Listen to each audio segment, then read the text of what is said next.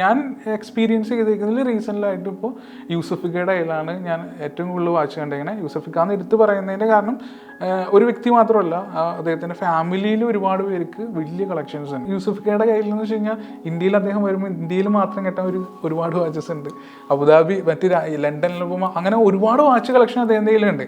ലാലേട്ടൻ തന്നെ RM watch on ചെയ്യുന്നുണ്ട്. എൻ്റെ ഒരു അറിവ് ശരിയാണെങ്കിൽ മലയാള ഇൻഡസ്ട്രിയിൽ തന്നെ ആദ്യമായിട്ട് RM വാച്ച് സ്വന്തമാക്കിയെന്ന് മനോരമ പോലുള്ള പത്രങ്ങളിൽ ആർട്ടിക്കിൾ തന്നെ വന്നിട്ടുണ്ടായിരുന്നു. അന്ന് എല്ലാവരും മൂക്കത്ത് വിരൽ വെച്ചിരുന്ന ഒരു പ്രൈസിങ് ആയിരുന്നു അതിന്. 80 ലക്ഷം രൂപയായിരുന്നു. സൗബിക ഒക്കെ വളരെ സപ്പോർട്ടീവാണ്. ജോജു ചേട്ടൻ. റീസെൻ്റ്ലി ഞാൻ ദുബായിൽ ഹിറ്റ് FM അവിടുത്തെ ഒരു റേഡിയോയിൽ ഞാൻ പോയപ്പോൾ അവിടെ ചെന്നപ്പോൾ മിഥുൻ ചേട്ടൻ പറഞ്ഞൊരു കാര്യം വെച്ചാൽ ഫിഷാർഡി ചേട്ടനോട് നമുക്ക് വരെ പറഞ്ഞിട്ടുണ്ടായിരുന്നു. അവൻ പലപ്പോഴും ഞാൻ ഡ്രസ്സ് എടുക്കുമ്പോൾ അവൻ്റെ കാര്യം ഓർക്കാറുണ്ട്. അദ്ദേഹത്തിന് അമ്മേനെ വളരെ ഇഷ്ടമാണെന്ന് അദ്ദേഹം പറഞ്ഞിട്ടുണ്ട്. അദ്ദേഹം നൊമ്പരപ്പെട്ടിരിക്കുന്നതും മുമ്പ് ഇതുപോലെ ഒരു വീഡിയോയിൽ കണ്ടിട്ടുണ്ട്. അപ്പോൾ അത് കണ്ടു കഴിഞ്ഞപ്പോൾ ഒരിക്കലും മരിച്ചുപോയ ഒരു വ്യക്തിയെ നമുക്ക് തിരിച്ചു കൊണ്ടുവരാൻ പറ്റില്ലല്ലോ. അപ്പോൾ അദ്ദേഹത്തിന് ഏറ്റവും കൂടുതൽ ആവശ്യമുള്ളതും സമയമാണ്. അപ്പോൾ സമയം പ്ലസ് അദ്ദേഹത്തിൻ്റെ മെമ്മറി, ആ ഒരു സംഭവത്തിന് കൊളാബ് ചെയ്തിട്ടാണ് ആ വാച്ചിൽ അദ്ദേഹത്തിൻ്റെ ഉമ്മയുടെ ഒരു ഫോട്ടോ എൻഗ്രേവ് ചെയ്തിട്ട് അത് കൊടുത്തു. ബഗേ കട്ട്സ് എന്നാണ് പറയുന്നത്. ബഗേ കട്ട്സ് എന്നൊക്കെ പറഞ്ഞ ഒരു ഡയമണ്ട് കട്ട് ചെയ്യാൻ തന്നെ വലിയൊരു പ്രോസസ്സാണ്. അപ്പം അത്തരത്തിലുള്ള ഡയമണ്ട്സിൻ്റെ ഒക്കെ ഒരു കലവറയാണ് ആ വാച്ച് എന്നൊക്കെ പറയുന്നത്. അപ്പോൾ അതിൻ്റെ പ്രൈസിങ് ഒക്കെയാണ് ഭീകരമായുള്ള പ്രൈസിങ് വരുന്നത്. അതൊക്കെ ഈ 100 കോടിക്കും 200 കോടിക്കൊക്കെ മുകളിൽ വരുന്ന വാച്ചുകളാണ്.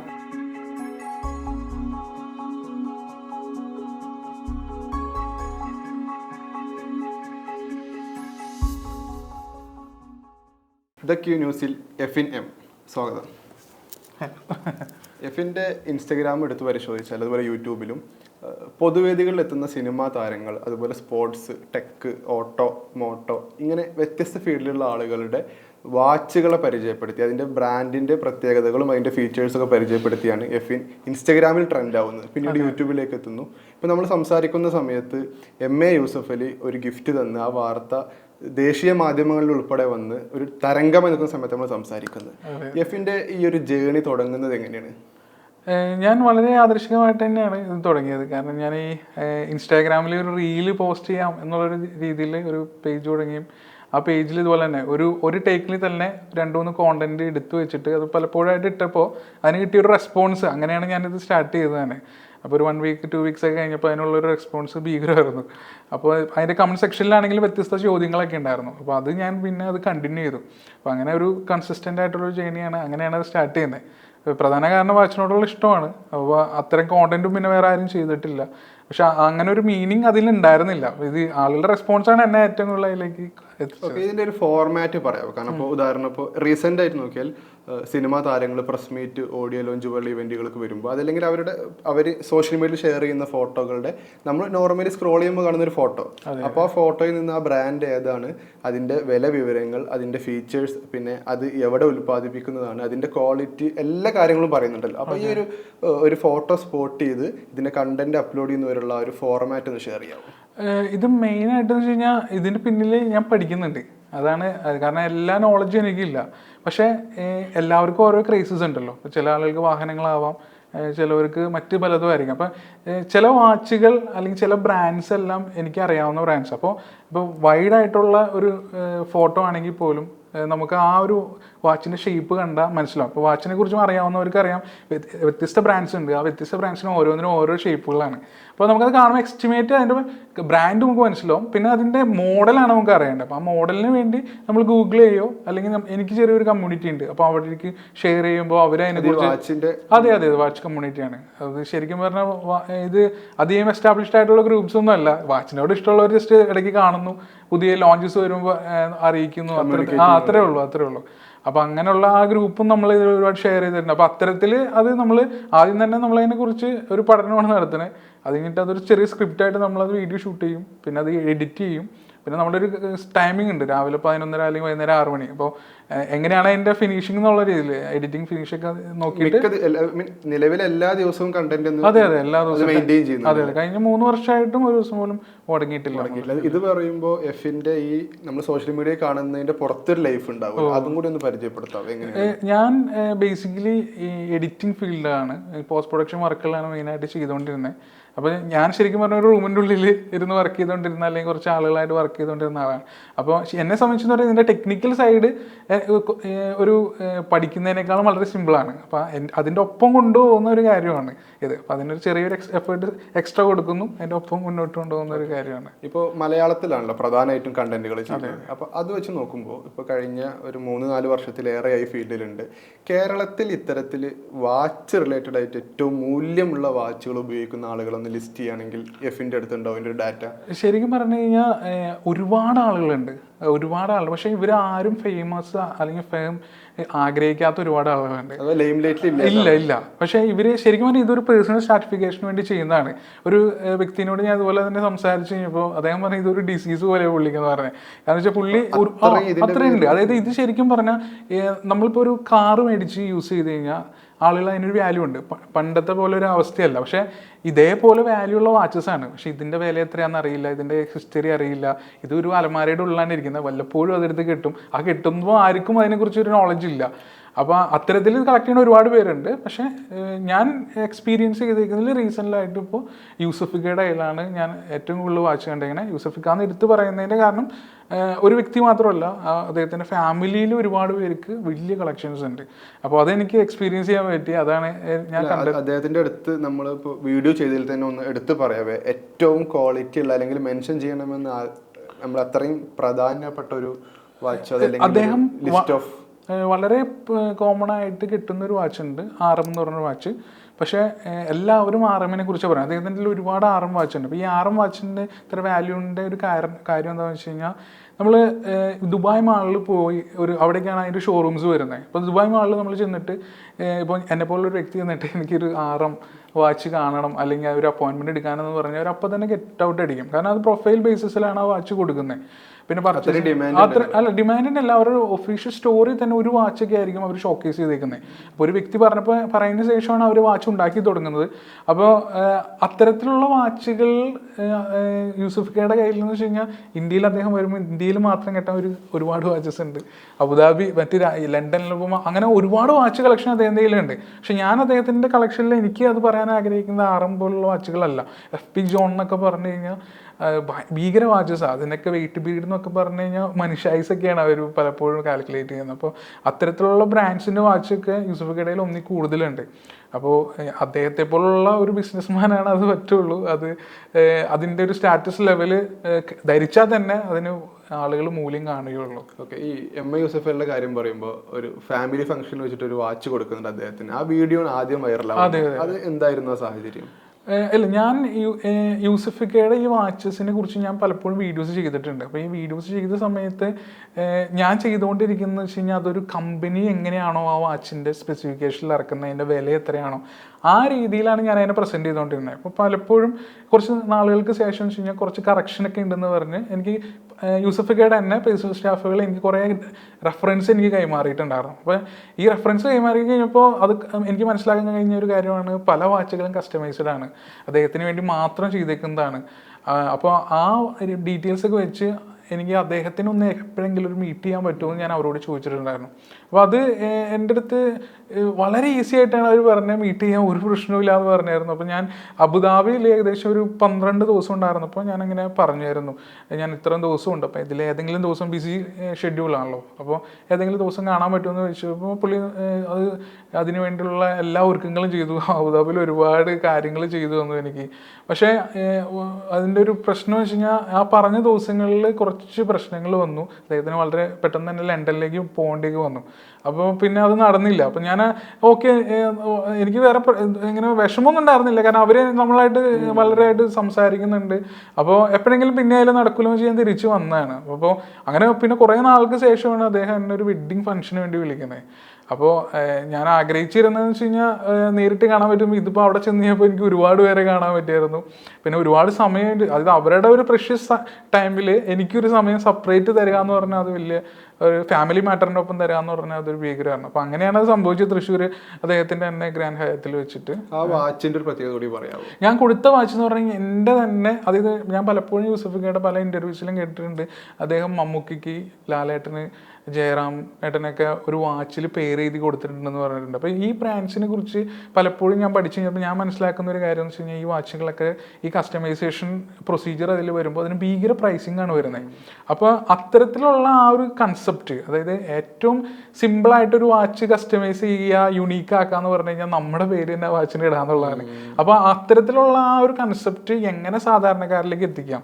അപ്പോൾ ആ ഒരു സംഭവം ഞാൻ നമ്മുടെ സോഷ്യൽ മീഡിയ ലൈഫ് സ്റ്റാർട്ട് ചെയ്യുന്ന സമയത്ത് തന്നെ അതിനെ എങ്ങനെ ചെയ്യാൻ പറ്റുമെന്ന് അപ്രോച്ച് ചെയ്തിട്ടുണ്ടായിരുന്നു. അങ്ങനെ ഞാനൊരു പ്രൊജക്റ്റ് സ്റ്റാർട്ട് ചെയ്തിട്ടുണ്ടായിരുന്നു. നേരം എന്ന് പറഞ്ഞ ഒരു കൺസെപ്റ്റാണ്. അപ്പോൾ ആ നേരം വാച്ചിൽ ഇതുപോലെ തന്നെ നമ്മളൊരു ബ്രാൻഡായിട്ട് കൊളാബ് ചെയ്ത് അല്ലെങ്കിൽ ഒരു എസ്റ്റാബ്ലിഷ്ഡ് ബ്രാൻഡ് ന്യൂ വാച്ചിൽ നമ്മൾ അതിനെ കസ്റ്റമൈസ് ചെയ്ത് ഇതുപോലെ വാച്ചുകൾ നമ്മൾ കൊടുക്കുന്നുണ്ടായിരുന്നു.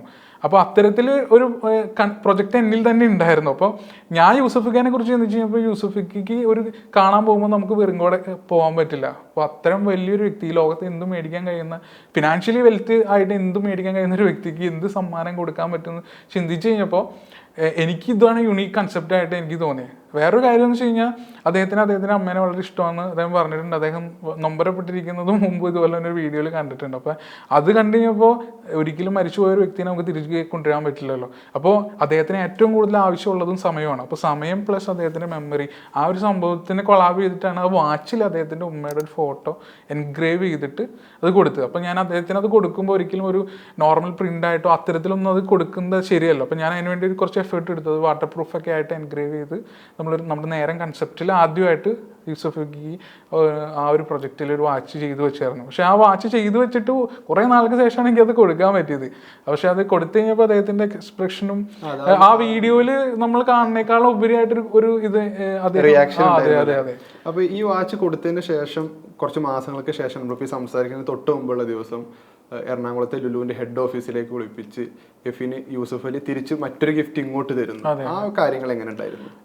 ഞാൻ ശരിക്കും പറഞ്ഞാൽ ഞാൻ ഈ എല്ലായ്പ്പോഴും പേഴ്സണൽ സ്റ്റാഫുകളോട് അദ്ദേഹത്തെ കാണുന്ന കാര്യം പറയുമ്പോൾ ഞാൻ പലപ്പോഴും അവരുടെ അടുത്ത് ഞാൻ റിമൈൻഡ് ചെയ്യാറുള്ള ഒരു കാര്യമാണ്, ഞാൻ തിരിച്ചൊന്നും പ്രതീക്ഷിക്കുന്നില്ല എന്നുള്ള കാര്യം. കാരണം യൂസഫിക്കയുടെ ഒരു സ്വഭാവമാണ് എന്ത് കൊടുത്താലും തിരികെ കൊടുക്കുക എന്നുള്ള അദ്ദേഹത്തിൻ്റെ ഒരു മനസ്സാണത്.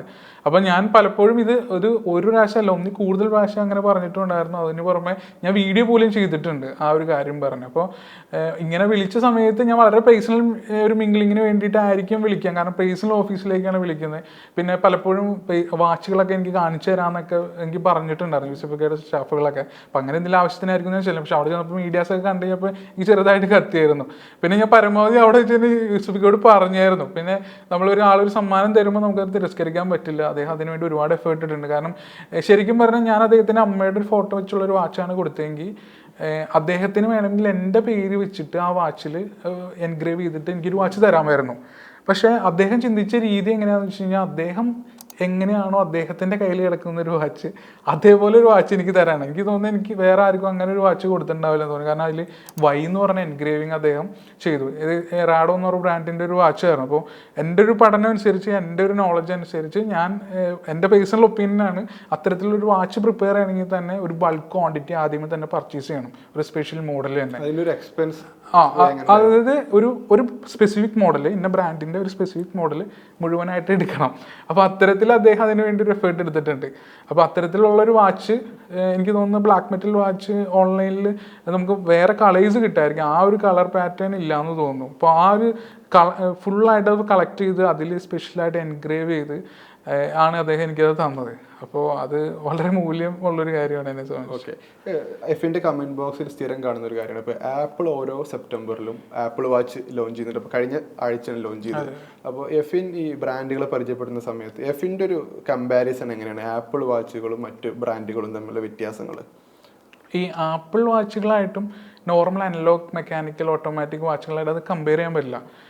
ഞാൻ പലപ്പോഴും ആളുകൾ അതിനെ കമ്പയർ ചെയ്യുന്നത് എന്തുകൊണ്ടാണെന്ന് വെച്ച് കഴിഞ്ഞാൽ സമയമായിട്ട് ആളുകൾ അതിനെ കാണുന്നതുകൊണ്ടാണ്. ഉദാഹരണത്തിന് ആപ്പിൾ വാച്ചിലാണെങ്കിലും നോർമൽ വാച്ചിലാണെങ്കിലും സമയമാണ് കാണിക്കുന്നത്. പക്ഷെ ആളുകൾക്ക് വേണ്ടത് സമയം നോക്കാനാണ് വാച്ച് എന്നുള്ളത്. ഞാൻ ഇത്ര നാൾ വീഡിയോയിലൂടെ അവതരിപ്പിക്കുന്ന മാറ്റർ എന്ന് വെച്ചാൽ സമയം നോക്കുന്നത് അതിൻ്റെ ഒരു ഭാഗമാണ്. ഒരു വാച്ച് എന്ന് പറഞ്ഞു കഴിഞ്ഞാൽ ഒരു പുരുഷന് ഉള്ള ഒരു ജ്വല്ലറി ആയിട്ടാണ് ഞാൻ അതിനെ അവതരിപ്പിച്ചേക്കുന്നത്. അപ്പോൾ ഒരു അത്രയും ഫീച്ചേഴ്സ് അടങ്ങിയതല്ലേ. ഇപ്പോൾ ആപ്പിൾ വാച്ച് എന്ന് പറഞ്ഞാൽ അതൊരു ഇപ്പോൾ ആളുകൾ അതിന് കൂടുതലായിട്ട് യൂസ് ചെയ്യുന്നത്, ഇപ്പോൾ കമ്പാരിസൺ തന്നെ പറയുകയാണെങ്കിൽ തന്നെ അതൊരു ട്രെൻഡായിട്ടായിരിക്കും അതിനെ യൂസ് ചെയ്യുന്നത് ഒരു കാരണം. രണ്ടാമത് ഫിറ്റ്നസ് റിലേറ്റഡ് ആയിട്ടുള്ള ഒരു കാര്യമായിരിക്കാം. പിന്നെ ഞാൻ ഈ സ്മാർട്ട് വാച്ചസിനെ കുറിച്ച് അധികം വീഡിയോസ് ചെയ്യാറില്ല. കാരണം വെച്ചാൽ രണ്ട് സ്ട്രീമാണ് അത്. അപ്പോൾ പിന്നെ ഈ ആപ്പിൾ വാച്ചസിലും അല്ലെങ്കിൽ സ്മാർട്ട് വാച്ചസിലൊക്കെ കാണുന്ന ഫിറ്റ്നസ് ട്രാക്കിംഗ് പോലുള്ള കാര്യങ്ങളൊക്കെ എത്രമാത്രം ഒതൻറ്റിക് ആണെന്നുള്ള കാര്യത്തിൽ യാതൊരു ഇതുമില്ല. കാരണം അത് നമ്മൾ അനലോഗിലി സെയിം സംഭവം തന്നെ നമ്മൾ ചെക്ക് ചെയ്താലും നമുക്ക് അതിൻ്റെ വ്യത്യാസങ്ങൾ മനസ്സിലാക്കാൻ പറ്റും. പിന്നെ പലരും സജഷൻസ് ചോദിക്കാറുണ്ട്. അപ്പോഴൊക്കെ ഞാൻ പലപ്പോഴും സജസ്റ്റ് ചെയ്യുന്ന ബ്രാൻഡ് ആപ്പിളിനേക്കാളൊക്കെ ഉപരിയായിട്ട് ഗാർമിനൊക്കെ പോലുള്ള വാച്ച് ബ്രാൻഡ്സാണ് ഞാൻ പലപ്പോഴും സ്പോർട്സൊക്കെ ആയിട്ടുള്ള ആൾക്ക് പറഞ്ഞു കൊടുക്കാറ്. പിന്നെ ഇത് നമുക്ക് കമ്പയർ ചെയ്യാൻ പറ്റില്ല. ഇത് രണ്ടും, അതായത് അത്തരത്തിലുള്ള വാച്ച് എല്ലാ സെപ്റ്റംബറിലും നമ്മുടെ പൈസ കളയുന്നുണ്ടെങ്കിൽ ഞാൻ പറയുന്ന വാച്ചുകൾ അതൊരു ഇൻവെസ്റ്റ്മെൻറ്റ് പാറ്റേൺ ആണ്. അത് നമുക്ക് കൂടുതൽ പൈസ നമുക്ക് തരിക തന്നെ ചെയ്യുള്ളൂ. ഓക്കെ, മോഹൻലാലിന്റെ ബ്രോഡാഡി സിനിമയിലുള്ള ഒരു വാച്ചിന്റെ നമ്മൾ RM എന്ന് പറഞ്ഞ നേരത്തെ സംസാരിച്ചു. അപ്പൊ ഈ RM ബ്രാൻഡിന്റെ വീഡിയോ ആണ് ഒരു പക്ഷേ എഫിന്റെ മൊത്തം വീഡിയോ പരിശോധിച്ചാൽ ഏറ്റവും കൂടുതൽ കമ്മ്യൂണിക്കേറ്റ് ചെയ്ത വീഡിയോ. അപ്പൊ ആ ബ്രാൻഡിനെ കുറിച്ചൊന്ന് പരിചയപ്പെടുത്താം. ഞാൻ ആ വീഡിയോ ചെയ്തതിന് മെയിൻ കാരണം തന്നെ ലാലേട്ടൻ തന്നെ RM വാച്ച് ഓൺ ചെയ്യുന്നുണ്ട്. എൻ്റെ ഒരു അറിവ് ശരിയാണെങ്കിൽ മലയാള ഇൻഡസ്ട്രിയിൽ തന്നെ ആദ്യമായിട്ട് RM വാച്ച് സ്വന്തമാക്കിയെന്ന് മനോരമ പോലുള്ള പത്രങ്ങളിൽ ആർട്ടിക്കിൾ തന്നെ വന്നിട്ടുണ്ടായിരുന്നു. അന്ന് എല്ലാവരും മൂക്കത്ത് വിരൽ വെച്ചിരുന്ന ഒരു പ്രൈസിങ് ആയിരുന്നു അതിന്, 80 ലക്ഷം രൂപയായിരുന്നു. അപ്പോൾ ആ ഒരു വാച്ചിൻ്റെ ഇന്നത്തെ പ്രൈസിങ് എന്ന് പറഞ്ഞു കഴിഞ്ഞാൽ അത് അദ്ദേഹത്തിൻ്റെ അത് ആ വാച്ചിനെ കുറിച്ച് അറിയാവുന്നവർക്കുള്ള ഒരു ബിസിനസ് സ്ട്രാറ്റജിയും കൂടിയാണ്. അപ്പോൾ അത് ആ സിനിമയിൽ പോർട്രേറ്റ് ചെയ്തിട്ടുണ്ട് ഒരു ടേബിളിൽ നിന്ന് വെച്ചിട്ട്. അപ്പോൾ ആ വാച്ച് ഞാൻ എല്ലായ്പ്പോഴും വീഡിയോ ചെയ്യുന്നത് ഏതെങ്കിലും ഒരു സിനിമയെ കുറിച്ചോ അല്ലെങ്കിൽ ഒരു സെലിബ്രിറ്റീനെ കാണിച്ചിട്ടാണല്ലോ. അപ്പോൾ അത് ഞാൻ മെയിനായിട്ട് അങ്ങനെ ആ ഒരു ഫിലിമിൻ്റെ തന്നെ ചെയ്തതിൻ്റെ കാരണം തന്നെ അതൊരു റെഫറൻസ് എന്നുള്ള രീതിയിൽ നമുക്ക് ഈസിലി ആളുകൾക്ക് അതുമായിട്ട് എൻഗേജ് ആവാൻ വേണ്ടിയിട്ടുള്ള രീതിയിലാണ് ആ ഒരു വാച്ച് എന്ന് പറഞ്ഞ വാല്യൂ എന്ന് പറഞ്ഞാൽ നേരത്തെ പറഞ്ഞ പോലെ തന്നെ നമ്മൾ ഒരുപാട് നാൾ വെയിറ്റ് ചെയ്യണോ, അത് എല്ലാവർക്കും കിട്ടണമെന്ന് നിർബന്ധമില്ല. നമ്മൾ എത്ര കൊടുത്ത് അത് മേടിച്ചാലും അതിനൊരു മാർക്കറ്റ് പ്രൈസ് ഉണ്ട്, അത് നമുക്ക് ഉറപ്പായിട്ട് കിട്ടും. കാരണം ഇത് പുറത്ത് കിട്ടാനല്ലാത്തതുകൊണ്ട് അത് മേടിക്കാനുള്ള ആവശ്യക്കാർ കൂടുതലാണ്. ഇപ്പോൾ നമ്മുടെ കേരളത്തിൽ അത് ഓൺ ചെയ്യുന്ന ഒരുപാട് പേരുണ്ട്. അപ്പോൾ അത്തരത്തിലുള്ള ഒരു കാര്യങ്ങളാണ് ആ വാച്ചിനെ കുറിച്ച് പറയാനുള്ളത്. പലപ്പോഴും ബാങ്കിൽ നമ്മൾ പ്ലെഡ്ജ് ചെയ്യാനൊക്കെ ഉപയോഗിക്കണം. പണ്ട് റോളക്സ് ഒക്കെ പോലെ ഇപ്പോൾ അത് യൂസ് ചെയ്യുന്നുണ്ട്. അതിൻ്റെ ഏറ്റവും ഒരു രസകരമായ ഒരു കാര്യം എന്ന് വെച്ച് കഴിഞ്ഞാൽ അതിൻ്റെ റിഫ്ലക്ഷൻ എന്ന് പറഞ്ഞ ഒരു സംഭവം. ഇപ്പോൾ റാഫേൽ നഡാൽ എന്ന് പറഞ്ഞ ഒരു പ്ലെയറൊക്കെ ഉണ്ട്. അദ്ദേഹം ബാഡ്മിൻ്റൺ പോലുള്ള സംഭവം കഴിക്കുമ്പോൾ അദ്ദേഹം അടിക്കുന്ന ഒരു ആ കളിക്കുന്ന ആ പ്ലേയിൽ ഈ വാച്ച് കിട്ടിയിട്ടാണ് അദ്ദേഹം ആ ഒരു പ്ലേ ചെയ്യുന്നത്. അപ്പോൾ അത്തരത്തിൽ ചെയ്യുന്ന സമയത്ത് ഏതൊരു വാച്ച് ആണെങ്കിലും അതിൻ്റെ ഉള്ളിലെ മൂവ്മെൻറ്റ് വരെ ഒടിഞ്ഞു പോകും. അപ്പോൾ എന്നാൽ ഈ വാച്ചിൻ്റെ പ്രത്യേകത എന്താണെന്ന് വെച്ച് കഴിഞ്ഞാൽ ആ വാച്ചിൻ്റെ സാധാരണ ഈ ഒരു വാച്ച് എടുക്കുകയാണെങ്കിൽ വാച്ചിൻ്റെ കേസിനായിരിക്കും ഏറ്റവും കൂടുതൽ ഭാരം, ഇതിൻ്റെ സ്ട്രാപ്പിനായിരിക്കും ഭാരം കുറവ്. പക്ഷേ ആ വാച്ചിൻ്റെ പ്രത്യേകത വെച്ച് കഴിഞ്ഞാൽ ആ വാച്ചിൻ്റെ സ്ട്രാപ്പിനാണ് ഭാരം കൂടുതൽ. കേസ് എന്ന് പറഞ്ഞു കഴിഞ്ഞാൽ സ്ട്രാപ്പിന്റെ അത്ര പോലും അപ്പൊ അത് ഏറ്റവും ലൈറ്റ് വെയിറ്റഡ് ആയിട്ടുള്ള തരത്തിലുള്ള അവരുടെ ഒരു കോംപ്ലിക്കേഷൻ ആണ്, ഹോറോളജിക്കൽ വാല്യൂസിൽ വരുന്ന ഒരു കോംപ്ലിക്കേഷൻ ആണ്. അതിന്റെ അങ്ങനെയുള്ള ഒരുപാട് വാച്ചസ് അവരുടെ കയ്യിലുണ്ട്. അപ്പോൾ അതാണ് ഇതുപോലുള്ള പല വാച്ചുകളിൽ നിന്ന് അതിനെ വ്യത്യസ്തമാക്കുന്ന അതിന്റെ വിലകളിലും വ്യത്യാസങ്ങൾ വരുന്നത്. ഓക്കെ, എഫിന്റെ മറ്റൊരു ട്രെൻഡിങ് വീഡിയോ ആണ് മറ്റേ റോഷാക്കിന്റെ സക്സസ് മീറ്റിന് ആസിഫ് അലിക്ക് മമ്മൂട്ടി നൽകുന്ന ഒരു ഗിഫ്റ്റ് ഉണ്ടായിരുന്നു. അതിന്റെ ഒരു പ്രത്യേകത എന്നുള്ളത് അത് മീഡിയക്കാർക്ക് ഇൻവിറ്റേഷൻ ഇല്ലാത്തൊരു പ്രോഗ്രാം ആയിരുന്നു. അതുകൊണ്ട് തന്നെ അത് എന്ത് ഗിഫ്റ്റ് ആണ് കൊടുത്തത് എന്നതിന്റെ റോളക്സ് വാച്ച് എന്ന് മാത്രമാണ് ആളുകൾക്ക് അറിഞ്ഞത്. പക്ഷെ എഫിന്റെ വീഡിയോ ആയിരിക്കാം ആ വാച്ചിന്റെ കൂടുതൽ ഫീച്ചേഴ്സ് ആളുകളിലേക്ക് എത്തിയത്. അപ്പൊ ആ ഒരു മൊമെന്റ് എങ്ങനെ ഉണ്ടായിരുന്നു ആ സമയത്ത്? ഇല്ല, ഞാനത് ആ വീഡിയോയിൽ ആ വാച്ച് കറക്റ്റ് സ്പെസിഫിക് ആയിട്ട് പറഞ്ഞതിന്റെ കാരണം തന്നെ അദ്ദേഹം അത് ഷോക്കേസ് ചെയ്യുന്നുണ്ട് കുറച്ച് പേർക്ക്.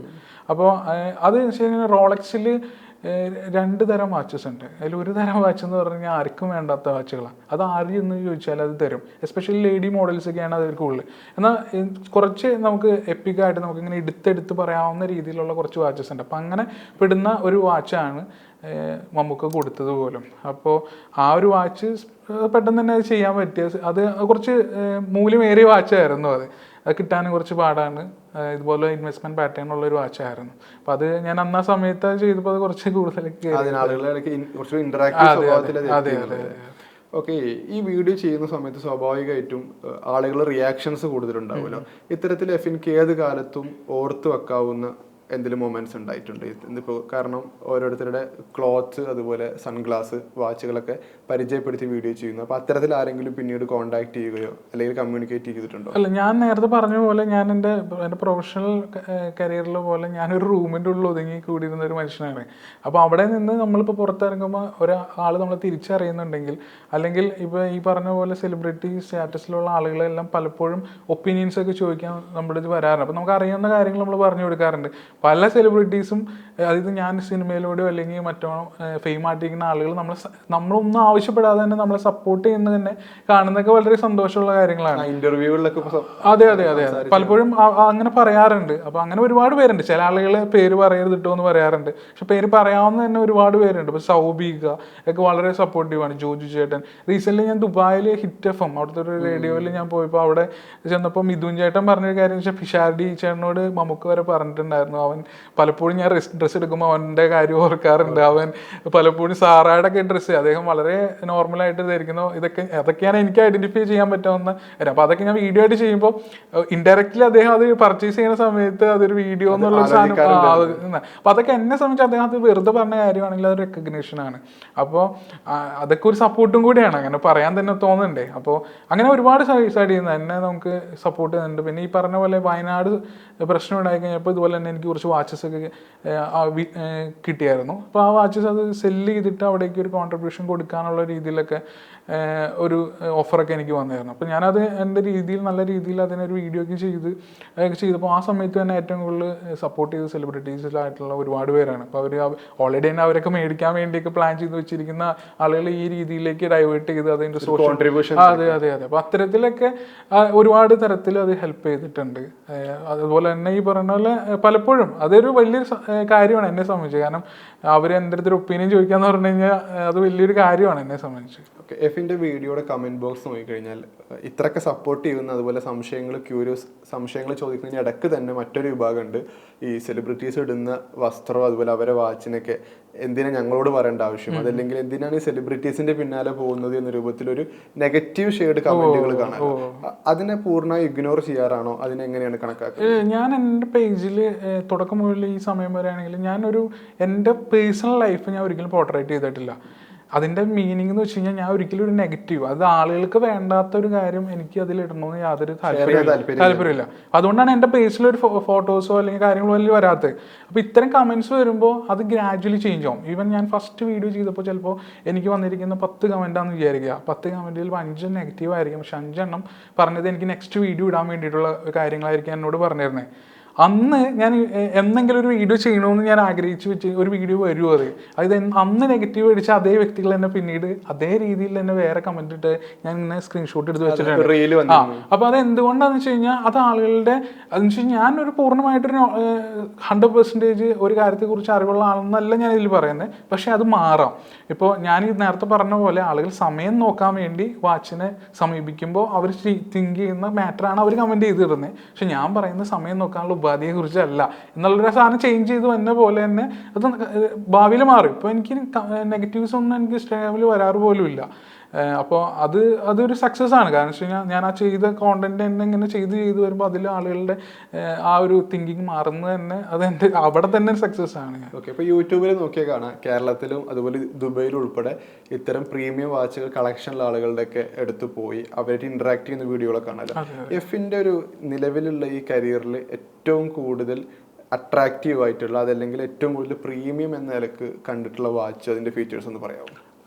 പ്രീമിയം എന്ന വാച്ചിനേക്കാൾ ഉപരിയായിട്ട് പറയാൻ ആഗ്രഹിക്കുന്ന കാര്യം എന്ന് വെച്ച് കഴിഞ്ഞാൽ ഞാനൊരു ഇന്ത്യ പോലുള്ള ഒരു രാജ്യത്ത് വളരെ ചെറിയൊരു സ്റ്റേറ്റിൽ കിടക്കുന്ന ഒരു വ്യക്തിയാണ്. അപ്പോൾ നമ്മൾ ഇത്ര റീജിയണൽ ആയിട്ടുള്ള ഒരു ലാംഗ്വേജിൽ ഒരു വ്യക്തിക്ക് പോയിട്ട് റോളക്സ് പോലുള്ള ഒരു ഷോറൂമിൽ ഞാൻ പലപ്പോഴും ഇപ്പോൾ ഇത് കാണുന്ന ആളുകൾ ജസ്റ്റ് ഒന്ന് യൂട്യൂബിൽ ഒന്ന് സെർച്ച് ചെയ്ത് നോക്കിക്കോട്ടെ. ഒരു റോളക്സ് അല്ലെങ്കിൽ പാത്തക് ഫിലിപ്പ് അല്ലെങ്കിൽ ഈ പറഞ്ഞ എക്സ്റ്റാബ്ലിഷ്ഡ് ആയിട്ടുള്ള ബ്രാൻഡ്സിൻ്റെ ഷോറൂമിൽ കയറി അവർ വീഡിയോ എടുക്കാൻ സമ്മതിക്കില്ല. അപ്പോൾ എനിക്ക് ഈ വാച്ചിനേക്കാൾ ഉപരിയായിട്ട് എനിക്ക് കിട്ടിയൊരു നേട്ടം അതാണ്. അതായത് വെച്ച് കഴിഞ്ഞാൽ ഞാൻ ഇത്തരം ബ്രാൻഡ്സിൻ്റെ അവിടെ പോയുള്ള വീഡിയോ ചെയ്യാൻ എനിക്ക് പറ്റി.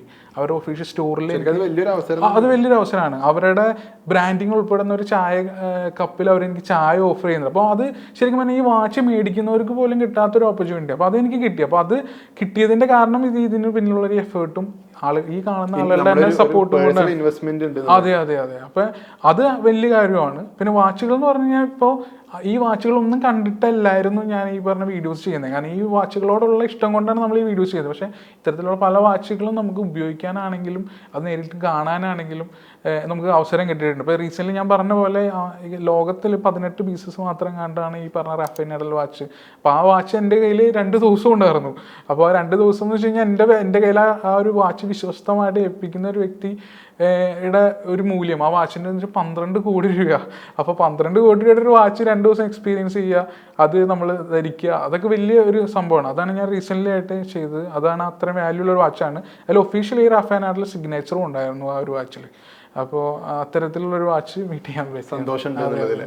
ഓക്കെ, നിലവിൽ നമുക്ക് ലോകത്ത് പർച്ചേസ് ചെയ്യുകയാണെങ്കിൽ ഏറ്റവും ഹൈ പ്രൈസ് കൊടുത്ത് വാങ്ങാൻ പറ്റുന്ന ഒരു വാച്ച് ഏതായിരിക്കും? ഇല്ല, അങ്ങനെ നമുക്ക് കാറ്റഗറൈസ് ചെയ്യാൻ പറ്റില്ല. പക്ഷെ നമുക്ക് അങ്ങനെ പറയണമെങ്കിൽ നമുക്ക് ഞാൻ പറയുന്ന ഈ വാച്ചുകളിൽ വീണ്ടും രണ്ടായിട്ട് അതിനെ കാറ്റഗറൈസ് ചെയ്യേണ്ടി വരും. അതായത് ഈ ഓട്ടോമാറ്റിക് വാച്ച്, മെക്കാനിക്കൽ വാച്ച് എന്നൊക്കെ പറയുന്ന ഈ ഒരു കാറ്റഗറിയിൽ വാച്ച് ബ്രാൻഡ്സും ഉണ്ട്, ഫാഷൻ ബ്രാൻഡ്സും ഉണ്ട്. അപ്പോൾ ഈ വില വെച്ച് നോക്കുമ്പോൾ ഈ വാച്ച് ബ്രാൻഡ്സിനേക്കാളും കൂടുതൽ വിലകൾ വരുന്നത് ഫാഷൻ ബ്രാൻഡ്സിനായിരിക്കും. ഇപ്പോൾ ഗ്രാഫ് എന്നൊക്കെ പറഞ്ഞ ബ്രാൻഡ് ഉണ്ട്. അപ്പോൾ ഇപ്പോൾ നമ്മൾ എവിടെ അന്വേഷിച്ചാലും അതിനെ മീറ്റ് ചെയ്യുന്ന വേറെ വാച്ചസ് ഇല്ലാന്നുണ്ടെങ്കിൽ അവരുടെ ആ വാച്ചിൽ ഡയമണ്ട്സ് പോലുള്ള, ഇത് ബഗേ കട്ട്സ് എന്നാണ് പറയുന്നത്. ബഗേ കട്ട്സ് എന്നൊക്കെ പറഞ്ഞ ഒരു ഡയമണ്ട് കട്ട് ചെയ്യാൻ തന്നെ വലിയൊരു പ്രോസസ്സാണ്. അപ്പം അത്തരത്തിലുള്ള ഡയമണ്ട്സിൻ്റെ ഒക്കെ ഒരു കലവറയാണ് ആ വാച്ച് എന്നൊക്കെ പറയുന്നത്. അപ്പോൾ അതിൻ്റെ പ്രൈസിങ് ഒക്കെയാണ് ഭീകരമായുള്ള പ്രൈസിങ് വരുന്നത്. അതൊക്കെ ഈ 100 കോടിക്കും 200 കോടിക്കൊക്കെ മുകളിൽ വരുന്ന വാച്ചുകളാണ്. പക്ഷെ അത് മേടിക്കുന്ന ആളുകളുണ്ട് എന്നുള്ളതാണ് ഹൈലൈറ്റ്. അതുപോലെ ഈ വാച്ചുകൾ, ചില കസ്റ്റമൈസ്ഡ് വാച്ചുകൾ കിട്ടാൻ വേണ്ടി വലിയ ലോങ് ലൈഫ് ടൈം എടുക്കുന്നുണ്ടല്ലോ, അത് എന്തുകൊണ്ടാണ്? അതിൻ്റെ ഒരു പ്രോസസ്സ് എങ്ങനെയാണ്? അതിൻ്റെ പ്രോസസ്സ് എന്ന് വെച്ച് കഴിഞ്ഞാൽ അവിടെ അവർ അതിനൊരു ഡിമാൻഡ് കൽപ്പിക്കുന്നുണ്ട്. ശരിക്കും അത്തരം ബ്രാൻഡ്സിൻ്റെ വാച്ചസിൽ ഒരുപാട് അവർ തന്നെ അതിനുവേണ്ടി കുറേ എഫേർട്ട് എടുക്കുന്നുണ്ട്. ഇപ്പോൾ ഉദാഹരണത്തിന് മലയാളികൾക്ക് ഏറ്റവും കൂടുതൽ അറിയാവുന്ന ഒരു ബ്രാൻഡാണ് റോളക്സ് എന്ന് പറഞ്ഞ ബ്രാൻഡ്. അപ്പോൾ ഈ ബ്രാൻഡിൽ നമ്മൾ നോക്കുമ്പോൾ അത് പണ്ട് സിനിമകളിലൊക്കെ റോളക്സ് എന്ന് പറയുന്നതിനേക്കാൾ ഉപരിയായിട്ട് അതിൽ ആ വാച്ച് ഉണ്ടാക്കുന്നതിന് ഒരുപാട് കാര്യങ്ങൾ അവർ ചെയ്യുന്നുണ്ട്. ഉദാഹരണത്തിന് നമുക്ക് നോർമൽ ഒരു വാച്ച് നമ്മൾ മേടിക്കുകയാണെങ്കിൽ, ഇപ്പോൾ ഏത് ബ്രാൻഡിൻ്റെ വാച്ച് നമ്മൾ മേടിച്ചാലും ആ വാച്ചുകളിൽ കിട്ടുന്ന സ്റ്റീൽ എന്ന് പറഞ്ഞ സ്റ്റീലിനേക്കാൾ ഉപരിയായിട്ട് റോളക്സ് വാച്ചിൽ വരുന്ന സ്റ്റീലിന് അവർ ഉണ്ടാക്കുന്ന സ്റ്റീലാണ്. അവരുടെ വാച്ചിലുണ്ടാക്കുന്ന സ്വർണ്ണം എന്ന് പറഞ്ഞാൽ അവർ ഗണിച്ചെടുക്കുന്ന സ്വർണ്ണം. അതെ, അത് വേറൊരാൾക്കില്ല. അപ്പോൾ അവിടെ ഒരു യുണീക്നെസ് അതിൽ വരുന്നുണ്ട്. പ്ലസ് ആ ഒരു വാച്ചിൽ ഉപയോഗിക്കുന്ന ടെസ്റ്റിങ്സ് ഉണ്ട്. അതായത് ഇത്രയും ടെസ്റ്റ് അത് പാസ്സാവണം. വാട്ടർ ടെസ്റ്റിങ്സ് ഉണ്ട്, പ്രഷർ ടെസ്റ്റുകളുണ്ട്. അപ്പോൾ ഇതിൽ ഏതെങ്കിലും ഒരെണ്ണം ഇത് ചെയ്ത് കഴിഞ്ഞ് കഴിഞ്ഞാൽ അത് മാറ്റി വയ്ക്കും. അപ്പോൾ ഇത്തരം പ്രൊസീജിയറിലൂടെ കടന്നു പോകുമ്പോഴാണ് നമ്മൾ ഇത്രയും വെയിറ്റിംഗ് അതിന് നിൽക്കേണ്ടി വരുന്നത്. ഏതെങ്കിലും ഒരെണ്ണം ആ ഒരു ടെസ്റ്റ് പാസ്സാവാതിരുന്നു കഴിഞ്ഞാൽ നമ്മൾ വീണ്ടും വെയിറ്റ് ചെയ്യണം. അപ്പോൾ അത്തരത്തിൽ അവർ കൊടുക്കുമ്പോൾ ഈ പീസസ് എന്ന് പറഞ്ഞാൽ വളരെ കുറവാണ്. അപ്പോൾ ഈ പീസസ് എന്നുള്ള വാച്ചസിന് ഇപ്പോൾ നേരത്തെ പറഞ്ഞ പോലെ ആസിഫിക്കയുടെ വാച്ച് അതൊരു 8 lakhs വാച്ചാണ്. അപ്പോൾ ആ ഒരു വാച്ച് നമ്മൾ ഒഫീഷ്യൽ ബ്യൂട്ടിക്കുന്ന അവർ ഇട്ടേക്കുന്ന വില 8 ലക്ഷം രൂപ. പക്ഷെ ഇത് കിട്ടണ്ടേ? അപ്പോൾ ഇത് കിട്ടാൻ വേണ്ടി 3 to 5 years ഒക്കെ വെയിറ്റ് ചെയ്യണം. അപ്പോൾ അത്രയും ഡിമാൻഡ് ഉണ്ട്. അപ്പോൾ ആ 3 to 5 days നമ്മൾ വെയിറ്റ് ചെയ്താൽ മാത്രമേ ആ വാച്ച് നമുക്ക് കിട്ടുകയുള്ളൂ. അപ്പോൾ ഈ വാച്ച് തന്നെ ഇതേപോലെ ഓർഡർ ചെയ്ത് 5 വർഷം കാത്തിരുന്ന് മേടിച്ച് സൂക്ഷിച്ചു വെച്ചേക്കുന്ന ഒരുപാട് റീസെല്ലേഴ്സ് ഉണ്ട്. അപ്പോൾ അവരുടെ കയ്യിൽ നിന്ന് നമുക്ക് ഈ വാച്ച്, അവർ യൂസ് ചെയ്യാത്ത വാച്ച് അങ്ങനെപ്പാട് തന്നെ നമുക്ക് കിട്ടും. അതിനാണ് മാർക്കറ്റ് പ്രൈസ് എന്ന് പറയുന്നത്. അപ്പോൾ ആ മാർക്കറ്റ് പ്രൈസിൽ വരുന്ന വേരിയേഷനാണ് ഈ വാച്ചിലുള്ള വരുന്ന ബിസിനസ് എന്ന് പറയുന്നത്. അപ്പോൾ അത് മീറ്റ് ചെയ്യുന്ന ആ ബിസിനസ് കണ്ണോടെ ചെയ്യുന്ന ഒരുപാട് പേരുണ്ട്, എന്നത് കളക്ട് ചെയ്ത് വെക്കുന്ന ഒരുപാട് പേരുണ്ട്. ഓക്കെ, ഇതിനൊപ്പം തന്നെ നമ്മൾ ഒരു കസ്റ്റമൈസ്ഡ് വാച്ച് ഒരാൾ സ്വന്തമാക്കണമെന്നുണ്ടെങ്കിൽ അതിൻ്റെ ഒരു പ്രൊസീജിയർ എങ്ങനെയാണ് ഒരാൾക്ക്, അല്ലെങ്കിൽ എവിടെ കോൺടാക്ട് ചെയ്യണം, അതിന് എത്ര എക്സ്പെൻസ് വരും, അത്തരം കാര്യങ്ങൾ? ഇല്ല, ഈ കസ്റ്റമൈസേഷൻ എന്ന് പറയുന്നത് ശരിക്കും എല്ലാവർക്കും പോസിബിൾ ആയിട്ടുള്ളൊരു കാര്യമല്ല. അത് ഞാൻ നേരത്തെ പറഞ്ഞ പോലെ ഒരു പ്രൊഫൈലുള്ള ആളുകൾക്ക് മാത്രമേ അവർ കസ്റ്റമൈസ് ചെയ്യുള്ളൂ. പിന്നെ ഞാൻ പറയുന്ന മനസ്സിലാക്കിയ മറ്റൊരു കാര്യം എന്ന് വെച്ച് കഴിഞ്ഞാൽ ഇത്തരം ബ്രാൻഡ്സുകാർക്കൊന്നും കസ്റ്റമൈസ് ചെയ്ത് പൈസ ഉണ്ടാക്കേണ്ട കാര്യമില്ല. കാരണം അല്ലെങ്കിൽ തന്നെ അവരുടെ യൂണിറ്റ്സ് വളരെ കുറവാണ്. അപ്പോൾ അവർക്കത് കസ്റ്റമൈസേഷൻ എന്ന് പറഞ്ഞാൽ ആ വ്യക്തിയുടെ മൂല്യം അനുസരിച്ചാണ് അവർ കസ്റ്റമൈസ് ചെയ്യുന്നത്. ഇനി കസ്റ്റമൈസ് ചെയ്ത് കൊടുക്കുന്ന കുറേ ബ്രാൻഡ്സുകാരുണ്ട്, പക്ഷെ അങ്ങനെയുള്ള വാച്ചിനാണെങ്കിൽ വാല്യൂ ഇല്ല. അപ്പോൾ അതാണ് ഇത്. പിന്നെ നോർമൽ രീതിയിലുള്ള നമ്മളുടെ കസ്റ്റമൈസേഷനൊക്കെ സ്റ്റാർട്ട് ചെയ്യുന്നത് ഒരു 8 lakhs ഒക്കെ മുതൽ കസ്റ്റമൈസേഷൻ സ്റ്റാർട്ടിങ് വരുന്നുണ്ട്. പക്ഷേ ആ വാച്ചസിന് മൂല്യം കുറവായിരിക്കും. അപ്പോൾ അതാണ് അതിൻ്റെ ഒരു ഫാക്ട്. ഓക്കെ, നിലവിൽ എഫിൻ്റെ കയ്യിലുള്ളൊരു സൂക്ഷിപ്പ് എങ്ങനെയാണ് വാച്ചിൻ്റെ? ഇല്ല, ഞാൻ ശരിക്കും പറഞ്ഞു കഴിഞ്ഞാൽ ഈ വാച്ചുകൾ എന്ന് പറഞ്ഞ സംഭവം നമുക്ക് ആഹാരം പോലെ അത്യാവശ്യമുള്ള ഒരു കാര്യമൊന്നുമല്ല. പക്ഷേ എനിക്ക് വാച്ചിന് ഇഷ്ടമാണ്. എനിക്ക് വാച്ചുകളുടെ ബ്രാൻഡ്സിനേക്കാളും ഇഷ്ടം ആ വാച്ചിന് പിന്നിൽ ഒരുപാട് കഥകളുണ്ട്. അതിന് പറയുന്നത് സ്റ്റോറി ടെല്ലിംഗ് വാച്ചസ് എന്നാണ്. അപ്പോൾ അത്തരത്തിലുള്ള സ്റ്റോറി ടെല്ലിംഗ് വാച്ചസ് എനിക്ക് ഓൺ ചെയ്യാൻ പറ്റാവുന്ന വാച്ചസൊക്കെ ഞാൻ കളക്ട് ചെയ്ത് വെച്ചിട്ടുണ്ട്. ഈവൻ പഴയ HMT വാച്ചസ്, അതുപോലെ തന്നെ നമ്മുടെ പുതിയ ജനറേഷനിൽ വന്ന കുറേ ഐക്കോണിക് വാച്ചസ് ഉണ്ട്. F91W അതുപോലുള്ള കുറേ വാച്ചസ്, A500 സീരീസ് എന്നൊക്കെ പറഞ്ഞ ഒരുപാട് വാച്ചസ് ഉണ്ട്. അതെ, പക്ഷേ ഞാൻ ഈ വാച്ച് നമ്മുടെ വീഡിയോസ് കാണുന്ന ആളുകളോട് എല്ലായ്പ്പോഴും പറയുന്ന ഒരു കാര്യം വെച്ച് കഴിഞ്ഞാൽ, നമ്മളൊരു കാറ് കളക്ട് ചെയ്യുന്ന പോലെ അല്ലെങ്കിൽ മറ്റെന്തെങ്കിലും പ്രോപ്പർട്ടി കളക്ട് ചെയ്യണ പോലെ വാച്ചിനെ ഒരിക്കലും കാണരുത്. കാരണം വെച്ച് കഴിഞ്ഞാൽ ഈ ഇത്തരം വാച്ചസൊക്കെ നമ്മൾ നമ്മുടെ സമയം നമുക്ക് വേണ്ടി നന്നായിട്ട് ഉപയോഗിച്ച് നമുക്ക് തന്നെ ചെയ്യുന്ന ഒരു സെൽഫ് ഗിഫ്റ്റാണ്. അപ്പോൾ അത്തരത്തിൽ ആ സമയത്ത് നമ്മൾ ചെയ്യുന്ന ഒരു കാര്യം നേരത്തെ കുട്ടി മേടിച്ച് വെച്ചിട്ട് നമുക്ക് മറ്റു പല കാര്യങ്ങളില്ല. അപ്പോൾ ഈ ഉദാഹരണത്തിന് ഒരു 8 ലക്ഷം രൂപ റോളക്സ് വാച്ച് ഞാൻ ധരിച്ചിട്ട് ഞാൻ ഒരു ബസ്സിൽ കയറി പോവുക അല്ലെങ്കിൽ ഒരു നോർമൽ ലൈഫിൽ വയ്ക്കുമ്പോൾ എല്ലാവരും അത് കോപ്പി വാച്ചെന്ന് പറയുള്ളൂ അല്ലേ. അപ്പോൾ അതിൻ്റെ അതേതായ മൂല്യം വരണമെങ്കിൽ നമ്മുടെ സമയം നല്ല രീതിയിൽ ഉപയോഗിച്ച് നമ്മൾക്ക് നമ്മൾ തന്നെ കൊടുക്കേണ്ട ഒരു അതിനൊപ്പം വേണം. അപ്പോൾ അവിടെയാണ് ഞാൻ പറഞ്ഞ ഒരു ആഹാരം പോലെ ഒരു ആവശ്യകതയുള്ള സാധനമല്ല. അപ്പോൾ എനിക്ക് ഫ്യൂച്ചറിൽ അങ്ങനെ ഒരു ലൈഫ് ഉണ്ടെങ്കിൽ മാത്രമേ ഞാനത് ചെയ്യാൻ പാടുള്ളൂ. അവിടെയാണ് ഈ വാച്ചുകൾ എന്ന് പറഞ്ഞ സംഭവത്തിന് ഒരു സ്റ്റാറ്റസ് വാല്യൂ ഉണ്ടെന്ന് പറയുന്നത് എൻ്റെ കാരണം തന്നെ. അപ്പൊ നിലവിൽ അങ്ങനെ കയ്യിൽ ഏതെങ്കിലും കളക്ഷൻസിൽ വാച്ചുകൾ ഉണ്ടോ നിലവിൽ? അല്ല, ഞാൻ ഈ ഒരു ഫീൽഡിൽ അതെ, ഒരു കുറച്ച് വാച്ചുകളുണ്ട്. ഇപ്പൊ അതിൽ എടുത്തു പറയാവുന്ന രീതിയിൽ പറയുകയാണെങ്കിൽ എൻ്റെ കയ്യിൽ നാഴിക എന്ന് പറഞ്ഞൊരു വാച്ചുണ്ട്. ആ നാഴിക വാച്ച് എന്ന് പറഞ്ഞാൽ അത് കേരളത്തിൽ മലയാളികളുടെ ഒരു കമ്മ്യൂണിറ്റി ഉണ്ടാക്കിയ വാച്ചാണ്. നാഴികയ്ക്ക് 40 വട്ടം എന്ന് പറഞ്ഞൊരു പഴഞ്ചൊല്ലിനെ അടിസ്ഥാനപ്പെടുത്തി ഉണ്ടാക്കിയ വാച്ചാണ്. അതുകൊണ്ട് തന്നെ 40 പീസസ് മാത്രമേ ഓൾ കേരളത്തിൽ അത് ഉണ്ടാക്കിയിട്ടുള്ളൂ, ആയിട്ടുള്ളൂ. അതിലൊരാളാണ് ഞാൻ. ആ നാഴിക വാച്ചിൽ പ്രത്യേകിച്ച് കഴിഞ്ഞാൽ പണ്ടുള്ള ആളുകൾ നാഴിക എത്രയായി സമയത്തിന് വേണ്ടി നാഴികയാണ് അവർ നോക്കിക്കൊണ്ടിരുന്നത്. അപ്പോൾ നാഴിക മീറ്റർ അതിൽ ആ വാച്ചിലുണ്ട്. അതുപോലെ തന്നെ അതിങ്ങനെ ഒരുപാട് ഫീച്ചേഴ്സ് ഉള്ളൊരു വാച്ചാണ്. റീസെൻ്റ്ലി അവർ തന്നെ വേറൊരു വാച്ച് ലോഞ്ച് ചെയ്തിട്ടുണ്ട്, ഓളം എന്ന് പറഞ്ഞിട്ട്. ബോട്ട് റേസിനെ അടിസ്ഥാനമാക്കി 400 വാച്ചസാണ് അവർ ഇറക്കിയത്. അപ്പോൾ അത്തരത്തിലുള്ള ലിമിറ്റഡ് എഡിഷൻ വാച്ച് അതൊക്കെ എന്നെ സംബന്ധിച്ചെന്ന് പറഞ്ഞാൽ അത് നമുക്ക് മേടിക്കാൻ പറ്റുന്നതാണ്. അതും ഈ സ്റ്റോറി ടെല്ലിങ് വാച്ചസാണ്. അതേപോലെ തന്നെ ഈ എല്ലാ ബ്രാൻഡിലും ഉണ്ട്, കാസിയോ, ടൈമെക്സ്, അങ്ങനെയുള്ള എല്ലാ വാച്ച് ബ്രാൻഡ്സിലും ഇതുപോലുള്ള ചില യൂണീക്ക് വാച്ചുകളുണ്ട്. അപ്പോൾ ആ വാച്ച് അതേപോലുള്ള വാച്ചുകൾ നമ്മൾ വാച്ച് ഇഷ്ടമുള്ളവർ മേടിക്കട്ടെ, അതാണ് നമ്മുടെ വീഡിയോയിലൂടെ പറയുന്നത്. ഓക്കെ, അവസാനമായിട്ട് എഫിൻ്റെ ഒരു സ്വപ്നം പോലെ മനസ്സിൽ കൊണ്ടുനടക്കുന്ന ഏതെങ്കിലും വാച്ചുകളുണ്ട്, അല്ലെങ്കിൽ ഒരു സമയത്ത് ഞാൻ സ്വന്തമാക്കും അല്ലെങ്കിൽ അത് ഉപയോഗിക്കണമെന്ന് അത്രയും അതിയായ ആഗ്രഹമുള്ള ഏതെങ്കിലും വാച്ചുകളുണ്ട് അങ്ങനെ? ഇപ്പം നമ്മൾ ലൈഫിൽ നമ്മൾക്കൊരു സക്സസ് മീറ്റ് ചെയ്യുന്ന സമയത്ത് നമ്മൾ എന്തും മേടിക്കുന്ന പോലെ തന്നെ, ഇപ്പോൾ ഒരു കാറാണെങ്കിലും ഒരു വീടാണെങ്കിലും മേടിക്കുന്ന പോലെ അതുപോലെ കാണാവുന്ന കുറച്ച് വാച്ചസാണ് ഈ പറഞ്ഞ പോലെ റോളക്സ് ആണെങ്കിൽ അതുപോലുള്ള വാച്ചസൊക്കെ. അപ്പോൾ എന്നെ സംബന്ധിച്ചെന്ന് പറഞ്ഞാൽ എൻ്റെ ഒരു വെൽത്തൊക്കെ അനുസരിച്ച് ഫ്യൂച്ചറിലാണെങ്കിലും മേടിക്കാൻ ആഗ്രഹിക്കുന്ന ഒരു വാച്ച് റോളക്സ് തന്നെയായിരിക്കും. പക്ഷേ അതിൽ ഈ പറഞ്ഞ പോലെ കുറച്ച് വാല്യൂബിൾ ആയിട്ടുള്ള കുറച്ച് വാച്ചസ് ഉണ്ട്. അതിൽ കുറച്ച് വാച്ചുകളാണ് എനിക്കിഷ്ടമുള്ളത്. അതിൽ സബ്മറൈനർ സീരീസ് എന്നൊക്കെ പറഞ്ഞ കുറച്ച് വാച്ചസ് ഒക്കെ ഉണ്ട്. അപ്പോൾ അത് എക്സ്പ്ലെയിൻ എന്താണ് അതൊക്കെ ഡൈവർ സീരീസിലുള്ള വാച്ചുകളാണ്. അതിപ്പോൾ നമുക്ക് ഡെയിലി ലൈഫിൽ അതിൽ ചിലപ്പോൾ വലിയ വാല്യൂസ് ഒന്നും ഉണ്ടായിരിക്കില്ല. പക്ഷെ ആ വാച്ചിന് വേണ്ടി അവരെടുത്തേക്കുന്ന എഫേർട്സ് എന്നൊക്കെ പറഞ്ഞു കഴിഞ്ഞാൽ ഈ പറഞ്ഞ പോലെ സ്റ്റോറി ടെല്ലിങ് വാച്ചസ് ആണ്. അതായത് വാച്ച് കടലിൻ്റെ അടിയിലേക്ക് കൊണ്ടുപോയി ഒരു പ്രഷർ ടെസ്റ്റൊക്കെ നടത്തി അതിൽ പ്രത്യേകിച്ച് വാൽവുകളൊക്കെ ഉണ്ട്. അതായത് മർദ്ദത്തെ പ്രതിരോധിക്കാൻ പറ്റുന്ന വാൽവ്സ് ഒക്കെ ഉണ്ട്. അപ്പോൾ അത്തരം വാച്ചുകൾ ഞാൻ നേരത്തെ പറഞ്ഞ പോലെ ഇത്തരം പ്രഷർ ടെസ്റ്റുകളൊക്കെ പാസ് ചെയ്ത ആ വാച്ചുകൾ പാസ്സായെങ്കിൽ മാത്രമാണ് അത് സെല്ലിങ്ങിന് പോലും വെക്കുന്നത്. അപ്പോൾ അത്തരം വാച്ചുകൾക്ക് വാല്യൂവും കൂടുതലാണ്. അപ്പോൾ അത്തരം വാച്ചുകൾ കിട്ടാനും പാടാണ്. അപ്പോൾ അത്തരം വാച്ചുകളൊക്കെ എന്തെങ്കിലും മേടിക്കാൻ പറ്റുകയാണെങ്കിൽ മേടിക്കണം. അത് ആഗ്രഹമാണ്. അത് എക്സ്പീരിയൻസ് ചെയ്തപ്പോൾ സ്വന്തമാക്കണമെന്നൊക്കെ തോന്നിയിട്ടുണ്ട്. പക്ഷേ ഞാൻ നേരത്തെ പറഞ്ഞതാണ്, അത് അത്യാവശ്യമുള്ള കാര്യമല്ല.